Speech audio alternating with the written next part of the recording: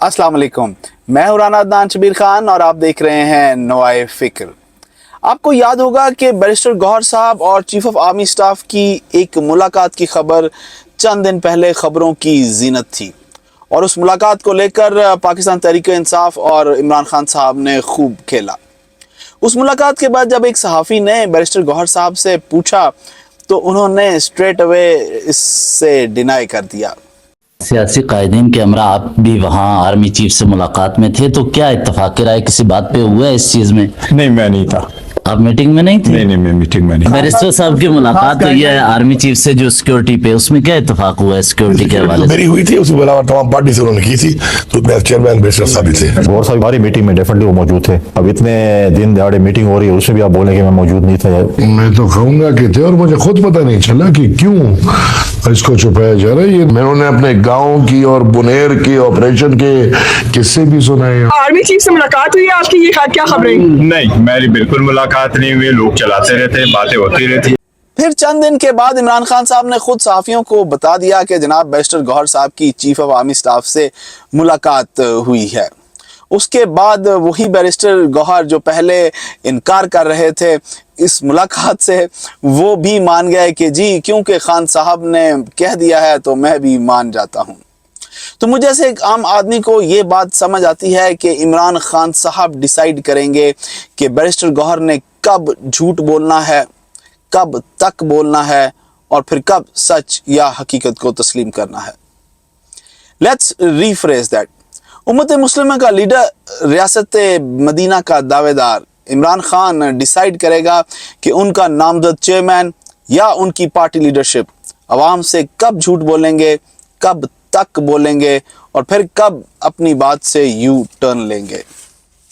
अब एक और खबर जो तमाम टीवी चैनल्स और सोशल मीडिया के तमाम प्लेटफॉर्म्स पर वायरल है कि बैरिस्टर गौहर साहब की एक और मुलाकात हुई है, लेकिन इस दफ़ा यह मुलाकात चीफ ऑफ आर्मी स्टाफ से नहीं बल्कि एक बहुत सीनियर मिलिट्री ऑफिशियल से हुई है और उस मुलाकात में एक फेडरल मिनिस्टर और खुफिया अदारे का एक ऑफिसर या रिप्रेजेंटेटिव भी मौजूद था। अब दोबारा ये सवाल खान साहब से किया गया, तो आइए उन्हीं से सुनते हैं कि उन्होंने क्या फरमाया।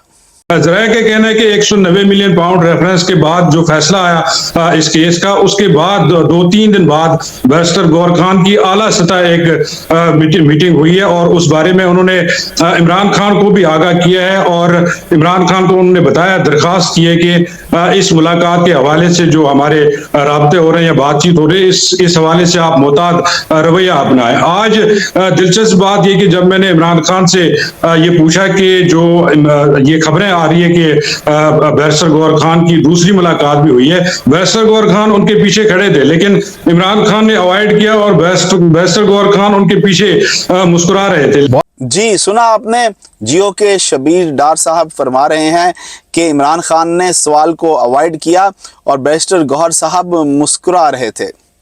बैरिस्टर गौहर आपकी और मेरी इस बेबसी पर मुस्कुरा रहे थे कि वो और उनका मुर्शद जब जो कहेगा हमें मानना पड़ेगा, क्योंकि हम ब्लाइंड फॉलोअर्स हैं और हमारी बुत परस्ती हमारा जहन इस्तेमाल करने और अपनी लीडरशिप से सवाल करने को रोकती है।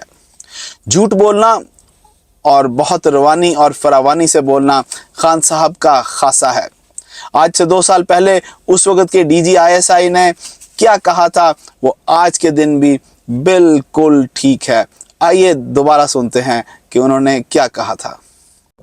मैं ये भी आपको बता दूं, मार्च के महीने में आर्मी चीफ को उनकी मुद्दत मुलाजमत में गैर मुहिना मुद्दत की तोसी की पेशकश भी की गई, मेरे सामने की गई।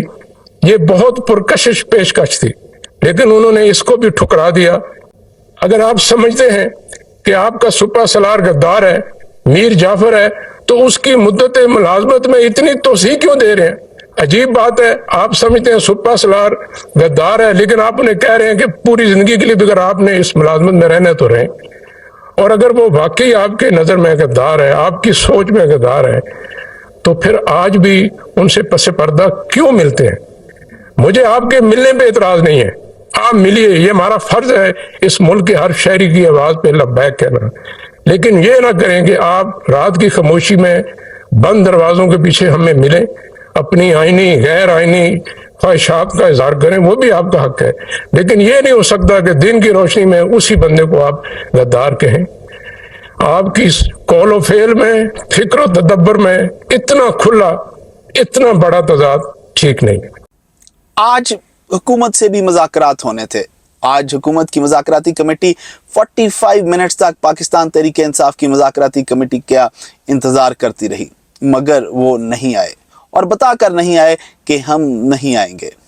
एक तरफ ये बयानिया बना रहे हैं कि मुल्क और कौम के वसीतर मफाद के लिए खान साहब मुल्क की हुकूमत से बातचीत करने के लिए तैयार हुए हैं और उन दो बड़ी डिमांड्स भी उन्होंने दे दी और हुकूमत के कहने बार बार कहने पर इन राइटिंग भी दे दी, मगर बहुत जल्दी अपनी उन डिमांड्स का जवाब लिए बगैर ही मैदान से भाग गए, क्योंकि लग ये रहा था कि हुकूमत उन डिमांड्स को निगोशिएट कर कर किसी दरमियाना रास्ता इख्तियार कर लेगी और शायद वो उनकी डिमांड्स पूरी हो जाएं। मगर खान साहब को वो डिमांड्स एक्टिव चाहिए उस वक़्त तक, वो बयानियाँ एक्टिव चाहिए उस वक़्त तक जब तक वो जेल से बाहर नहीं आ जाते। सो अगर उसका रिजॉल्व हो गया और ख़ान के केसेस उसी तरह चलते रहे तो ये ख़ान के लिए ठीक नहीं है, ना ही वो उनको एक्सेप्टेबल है। बहरहाल मीडिया में और न्यूज़ चैनल्स पर यह बात की जा रही है कि इस खुफिया मुलाकात में खान साहब की रिहाई की दरख्वास्त की गई और खान साहब को मिलिट्री कोर्ट्स में ट्रायल ना करने की भी दरख्वास्त की गई।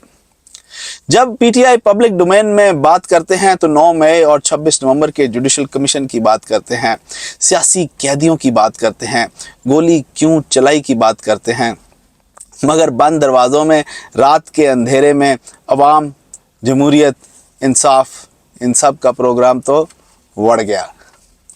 बहुत से लोग मुझसे ये सवाल करते हैं कि जनाब आप सिर्फ खान के झूठ की बात करते हैं, बाकी नून लीग और पीपल्स पार्टी वाले क्या फरिश्ते हैं? तो हुजूर आपके गोश गुजार करूं कि नून लीग और पीपल्स पार्टी वाले तो एस्टैब्लिश चोर और डाकू हैं, मुझे तो कोई शक नहीं है। मगर खान के बारे में शक था, बल्कि खान का चूरन मैंने भी खरीदा और उसकी आवाज़ पर लब्बैक कहा।